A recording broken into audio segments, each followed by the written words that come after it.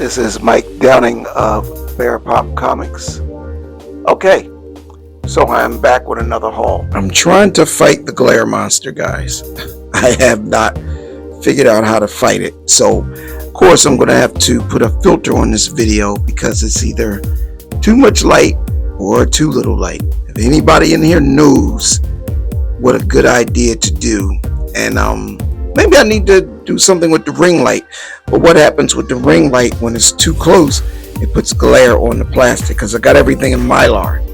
And I hate to take it out because it just, I don't want to damage the book. So if anybody has any suggestions, please put some in the comments. And thank you to all my subscribers. I have a small amount right now, but look, I can accept anybody because it's great to be able to share the content. And for all of you that I didn't answer yet that have subscribed, thank you. And I will be subscribing to your page also within the week. Now that I got that out of the way. So this is a John the Comic Guy haul. So we're going to start with, we'll start with Generation X. I left the middle. I left my man Ultraman in the middle.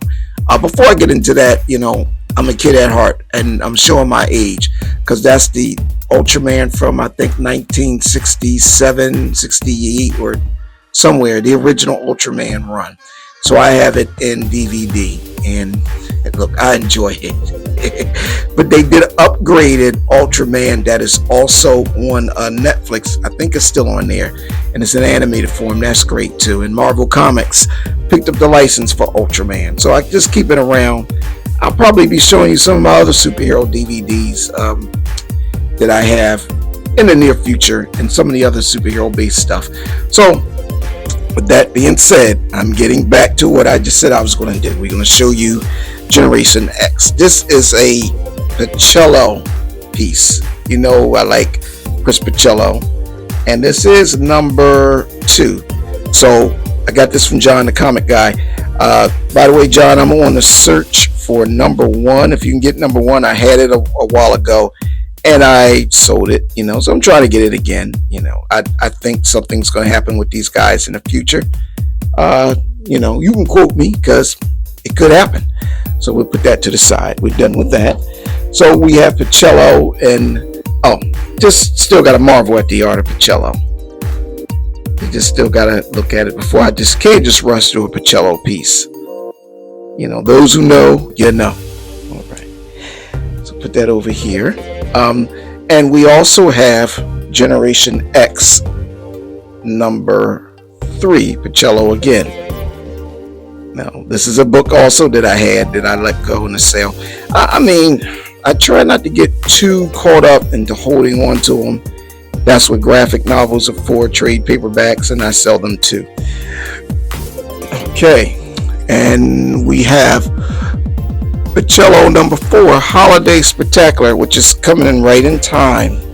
I said Pacello number 4. Generation X number 4, with Pacello artwork, which is coming right in time for the holidays. Just a very tight artist. Now, I'm still on my Pacello thing, so I managed to cop a Spider-Man number 14, the Legacy series, and Pacello does the art in here. We got Rhino busting through window, and Spider-Man looks like he's sitting there enjoying his lunch. Yeah, I'm bringing it closer because I know this glare is just nuts. But I just love the line work and the shouting and the facial expressions, Okay, we got some more. Pacello artwork. Amazing. And I don't think this is him on the cover, but this is Amazing Spider-Man number 15. This is a very lifelike looking cover if you check it out. It's very good. I'm trying to fight the glare, guys. This glare is crazy, so I'm definitely gonna have to filter this video. But at any rate, and we have Spider-Man number 2. This is probably a maybe a 2000 era run. I'm not sure exactly what exactly year, what exact date in 2000, but 2000-ish. And this one has a looks like almost a Daily Bugle type feel to it. The cello's on the art in this one too, but I don't think that's him on the cover. A Night Out with Wolverine. Okay. All right. So now I know you guys know, so I don't even need to tell you. I'm still on my Valiant run, and as you know, I like Valiant comics. I just say a lot of that's not popular with a lot of people, popular with me. So I'm still grabbing Valiant runs, and I have a duplicate, so some of them I will be selling. I'm actually in the process of making a sale tomorrow on online marketplace, and the guy will be picking up some of the Valiant as well, some of the Marvels that I have. But at any rate, we have Rye. I've read this, not this book, but I read Rye before. I had a graphic novel of him, and I've really liked the storyline. It's almost like a samurai in the future time. It's like a dystopian future. It's really a decent series, It's just like I said, didn't get enough attention. And this is what I like about the book, about this cover, because I'm a cover freak. If you notice, now that looks like Bloodshot there. I'm not sure, I gotta read it, because Bloodshot has that thing on his chest. But if you notice how the cover, like the lighting is coming from whatever is on his chest, and how the shadowing is, see, that's the stuff I practicing when I draw, with the comic art. But that's real cool, because it has a realistic view to it, So this is number 27. All right, we're moving right along. I think we're looking at going backwards, number 26 of Rye. And I was looking for this run here, because this is more closer to the original run of this character, because I had some stuff from the later, the later volumes, which is still good, but this is early Valiant. So put that over here. I don't know who did the art. All right, I'm sorry, I'm leaving you a blank, empty space here. So let's fill this space up real quick. I don't like negative spaces. I don't want you guys getting too distracted. Okay, so we're going to go on this side, on our right side here. We're looking at, now this book for Valiant, I've been in a hunt for quite some time.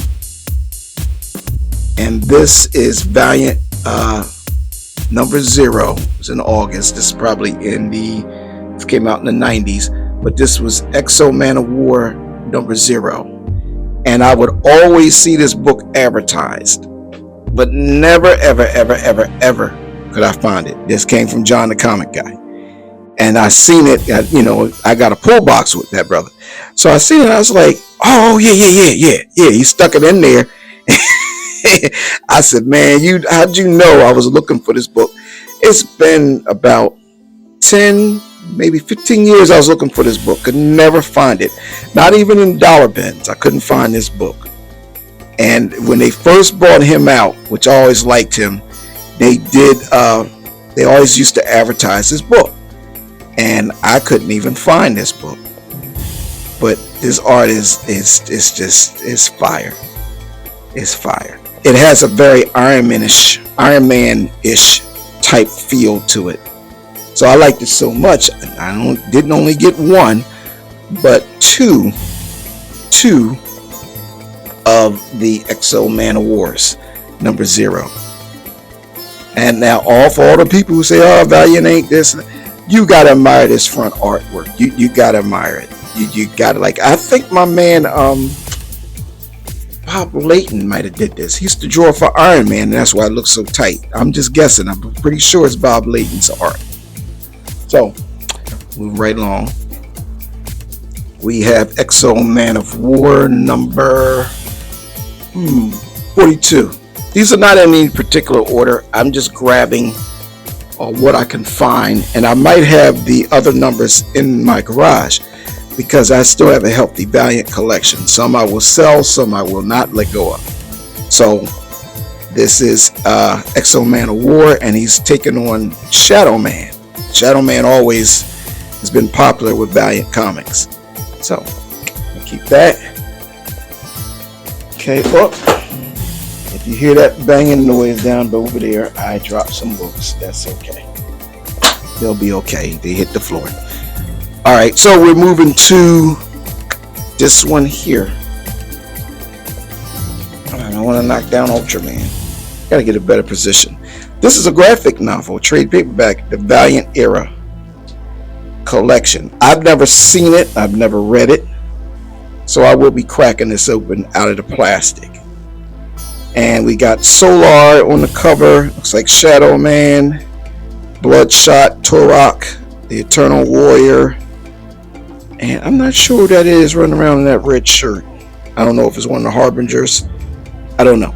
Anyway, I'll be reading it later, so no big deal. I'll tell you later on in another video. I don't want no more stuff to fall on the floor. Okay, so this character here, Geomancer. I've heard of him with Valiant, but I've never gotten any of his work. So sorry, shaking the camera a little bit. So yeah, I don't know anything about him. I have to find out what what he does and everything. But hey, the price on the book says $1. I got it for way lower than that. So I'm happy with it, and I'm definitely wanting to read it. So this is number 4. Number 4. Cool. So then I jumped again. I'm just grabbing them. I can grab them. So what John will probably do is he's going to watch this video too. So he'll be looking for other stuff. Or I'll probably have it already. So we got the Geomancer number 7. Devil in the Desert. Wow. Cool battle cover. I like battle covers. You see that dramatic battling going on, it catches my eye. Makes me feel like the book is super exciting. So, and it probably is. So here we go with that. Okay, here's my other favorite character that is in the Valiant universe. Hold on, let me snap this microphone. I'm tired of holding this thing. I'm gonna snap it right on my lapel. I hope I'm not talking too loud for you guys and it doesn't get muffly. I'll know later when I play this video. But okay, so we're going to get into the Eternal Warrior, Days of Steel. And another character that I happen to like a lot. Okay, we have number 1. Cool cover. I like the trade dress too.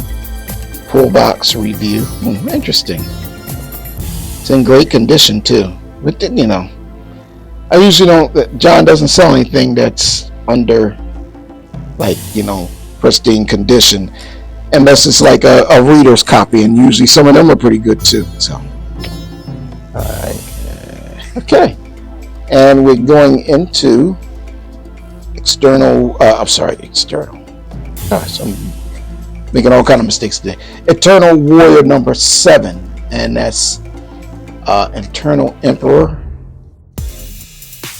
We'll bring this a little closer. Get a little look at this.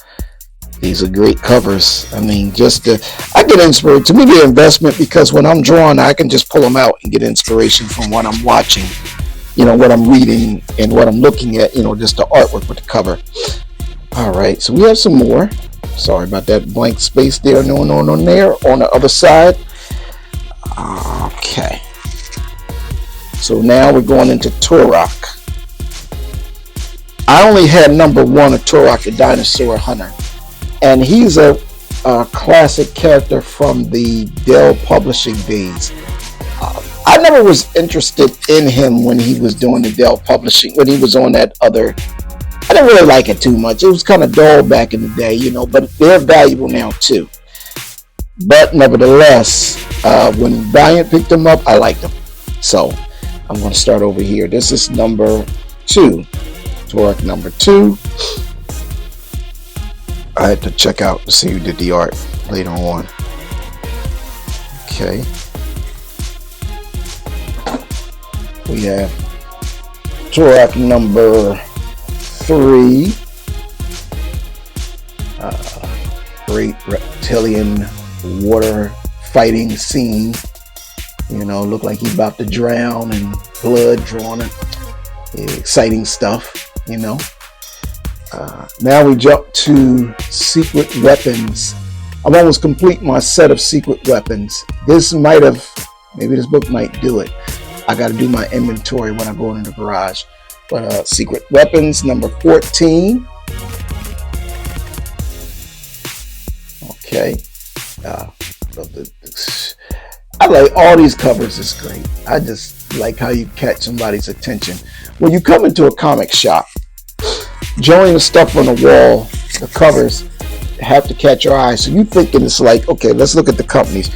You have Marvel, DC, Image, Valiant, Boom Studios, Dark Horse. Trying to think of the other one that's out there. If I missed anybody, you know, not saying that they're any good or anything. The different comic companies. When you go into a comic book store, they're all up on the wall and they're all fighting for your attention as soon as you come in. So the covers are extremely important. Like a dull cover generally doesn't sell. Like you kind of just walk around it because what are you looking at it for? But when you come into a comic book store and see like covers like this, it's real cool because they just jump out. They jump out at you. And that's how it was when I used to come in. Now, back when Valiant was out, I was still heavy into Marvel, but I would like their covers. And I just said, I don't know, do I want to buy one? It took me years later to go and just buy it. And because I got into the whole thing of realizing if you're a collector, you collect books. You selling is a plus, you know. It helps pay for the hobby, and if you're smart, you can invest it in other things. But true collectors, you collect because you like the book, and you're supposed to read the book. That's just a little public service message from Bear Pop Comics. Okay, well, we're getting into Secret Weapons number 20. This is Bloodshot on the cover. Well, he ain't got no clothes on. I don't know what's going on with this. But he's tearing these jokers up. They must have been trying to do a Wolverine on them, trying to brainwash them and, you know, reprogram them or something. I have to read it later. I can't tell you what's happening now. We got Secret Weapons number 13. I might have this one, but I don't mind having doubles because to me, when the speculation comes and they ever, you know, are worth money, anybody who got a bunch of them and bought them from you and said, well, these books ain't going to be worth anything. I'll take 100 for $5 or $10, and you know, you've done that, and then they jump up in value. You're going to kick yourself later on because you're going to be saying, why didn't I keep these books? You know, that's the collector side. We got a Ninjak number 1. And this is probably volume 2 or volume 3. And this is a black and white sketch cover. I've never seen this. And I like Ninjak. I've never seen this cover. Oh, I'm happy I got this stuff. Alright, so we're going on back to Turok. So we're going to go for number 4.